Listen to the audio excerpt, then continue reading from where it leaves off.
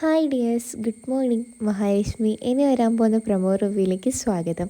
അങ്ങനെ മാർക്കോയെ ആണെങ്കിൽ പ്രതാപനെ വിളിച്ചിട്ട് പറയുന്നുണ്ട്, എത്രയും പെട്ടെന്ന് ഒന്ന് കാണണം, ഞാൻ പറയുന്ന സ്ഥലത്ത് വരണം എന്ന് പറയുന്നുണ്ട്. അങ്ങനെ നമ്മുടെ മാർക്കോ എന്തിനാണ് പ്രതാപനെ കാണുന്നത് എന്നുള്ള ഉൾഭയം കൊണ്ട് തന്നെ മേഘനാഥിനെയും കൂട്ടുപിടിച്ചാണ് മാർക്കണ്ഡേയനെ കാണാൻ വേണ്ടിയിട്ട് പ്രതാപൻ പോകുന്നത് തന്നെ. അതിനുശേഷമാണെങ്കിൽ മേഘനാഥൻ ചോദിക്കുന്നുണ്ട്, എന്തിനായിരിക്കും അവൻ നിങ്ങളെ കാണണമെന്ന് പറഞ്ഞത്? ചിലപ്പോൾ അവൻ അറിഞ്ഞു കാണുമോ മഹാലക്ഷ്മിയെ കൊന്നത് നമ്മളാണെന്നുള്ള സത്യം? ഇനിയിപ്പോൾ അതായിരിക്കുമോ മേഘനാഥ എന്ന് നമ്മുടെ പ്രതാപനും ചോദിക്കുന്നുണ്ട്. അങ്ങനെ അറിയാനൊന്നും വഴിയില്ല. അങ്ങനെ അറിയാനാണെങ്കിൽ അവൻ എന്നെയും കൂടെ വിളിക്കില്ലേ? പക്ഷേ നിങ്ങളെ മാത്രമല്ലേ അവൻ വിളിച്ചിട്ടുള്ളൂ. വേറെന്തോ കാര്യങ്ങൾ പറയാനായിരിക്കും അവൻ വിളിക്കുന്നത്. നമുക്ക് നോക്കാം, അവനിപ്പോൾ എന്തായാലും വരുമല്ലോ എന്നുള്ള ഇതിൽ മേഘനാഥൻ സംസാരിക്കുന്നുണ്ട്. പ്രതാപൻ പറയുന്നുണ്ട്, അതേടോ എന്തെങ്കിലുമൊക്കെ ആവട്ടെ, ആ മഹാലക്ഷ്മി ഇല്ലാത്തത് കൊണ്ട് തന്നെ ഒരുപാട് സമാധാനവും സന്തോഷമൊക്കെ ഉണ്ട്. അവൾ പിന്നെ കൂടെ പ്രേതമായിട്ടൊക്കെ കാണുന്നുണ്ടെങ്കിലും എന്ത് ചെയ്യാനാ, എങ്ങനെയെങ്കിലുമൊക്കെ അങ്ങ് പോട്ടെ, ഇനിയിപ്പോൾ ആ കണ്ണനെയും കൂടെ ഒന്ന് ഇല്ലാതാക്കണം എന്നൊക്കെ പറഞ്ഞുകൊണ്ട് നിൽക്കുന്ന സമയത്ത് തന്നെ നമ്മുടെ മാർക്കോ അവിടെ എത്താണ് ചെയ്യുന്നത് തന്നെ.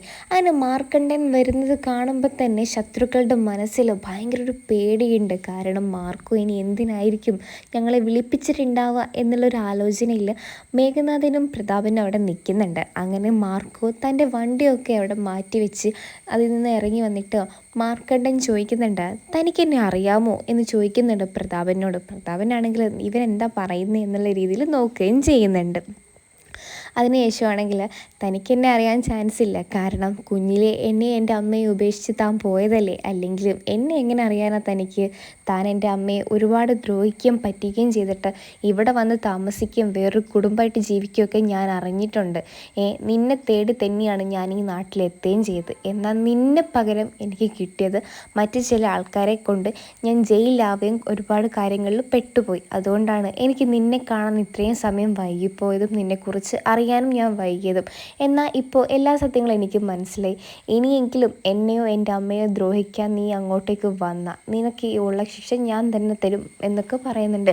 അപ്പം മേഘനാഥനാണെങ്കിൽ ഇങ്ങനെ ഞെട്ടുന്നുണ്ട്, എന്താ ഇവിടെ സംഭവിക്കുന്നത്? മാർക്കണ്ഡേയൻ അച്ഛനാണോ നമ്മുടെ പ്രതാപന് എന്നുള്ള രീതിയിൽ ഇങ്ങനെ മേഘനാഥൻ അത്ഭുതത്തോടെ നോക്കി നിൽക്കുന്ന ഒരു രംഗം തന്നെയാണ് കാണാൻ കഴിയുന്നത് തന്നെ. അതിനുശേഷം മാർക്കണ്ഡേയന് പോയതിന് ശേഷം നമ്മുടെ മേഘനാഥനാണെങ്കിൽ നമ്മുടെ പ്രതാപനോട് ചോദിക്കുന്നുണ്ട്, എന്താ അവൻ പറഞ്ഞതിൽ വല്ല സത്യമുണ്ടോ എന്ന്. അപ്പോൾ പ്രതാപനാണെങ്കിൽ ആദ്യം ഒന്നും മിണ്ടിയില്ലെങ്കിലും പ്രതാപൻ മേഘനാഥനോട് പറയുന്നുണ്ട്, അതേടോ വർഷങ്ങൾക്ക് മുമ്പ് എനിക്കൊരു ബന്ധം ഉണ്ടായിരുന്നു. അതിലൊരു ഭാര്യയും ഒരു കുഞ്ഞും ഉണ്ടായിരുന്നു. ആ മകനാണ് ഇവൻ മാർക്കണ്ഡേയൻ എന്ന് പറയുന്നുണ്ട്. എന്നാൽ നിങ്ങൾക്ക് എന്താ ആദ്യം കണ്ടപ്പോൾ ഇവന് മനസ്സിലാവാതിരുന്നു എന്നൊക്കെ നമ്മുടെ മേഘനാഥൻ ചോദിക്കുന്നുണ്ട്. അത് എനിക്കറിയില്ല, കാരണം ഞാൻ അവനെ കുഞ്ഞിലേ കണ്ടതാണ്. അതിനുശേഷം ഞാൻ അവനെ കണ്ടിട്ട് അവൻ്റെ അമ്മയും കണ്ടിട്ട് ഒരുപാട് വർഷങ്ങളായി. ഞാൻ പിന്നെ അങ്ങോട്ടേക്ക് പോയിട്ടേ ഇല്ല. ആ ബന്ധം നിലനിർത്താനും ഞാൻ നിന്നിട്ടില്ല. അവനെന്തായാലും എന്നെ തേടി വന്നത് ഒരു കാര്യം കൊണ്ട് തന്നെയാണ്. അതുകൊണ്ട് അവൻ മോഹിനിയെടുത്ത് എല്ലാ സത്യങ്ങളും പറഞ്ഞു കാണുമെന്ന് ഞാൻ വിശ്വസിക്കുന്നുണ്ട്. കാരണം എൻ്റെ കുടുംബം എങ്ങനെയെങ്കിലും തകർക്കണം എന്നുള്ള ചിന്തയും കൊണ്ടാണ് അമ്മയും മോനും എന്നെ തേടി എത്തിയിരിക്കുന്നത്.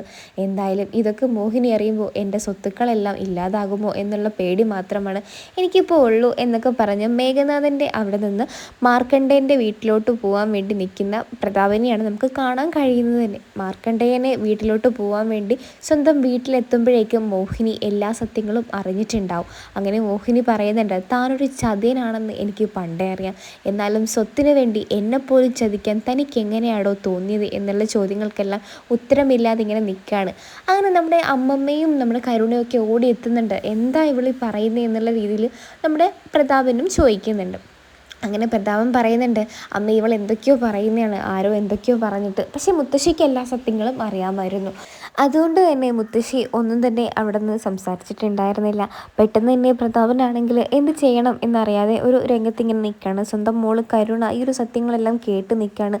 ഇനിയിപ്പോൾ അവളോട് ഇനിയിപ്പോൾ എന്താണ് താൻ പറയുക എന്നുള്ളൊരു ആലോചനയിലാണ് നമ്മുടെ പ്രതാപനാണെങ്കിൽ. സത്യങ്ങളെല്ലാം കരുണ മനസ്സിലാക്കുകയോ ഇല്ലയോ എന്നൊക്കെ നമുക്ക് കണ്ടറിയാം. മറ്റൊരു പ്രമോയിട്ട് വരാം. ഈ ഒരു സീരിയൽ ഇഷ്ടമാണെങ്കിൽ ചാനൽ സബ്സ്ക്രൈബ് ചെയ്യണേ. അപ്പോൾ ബായ്.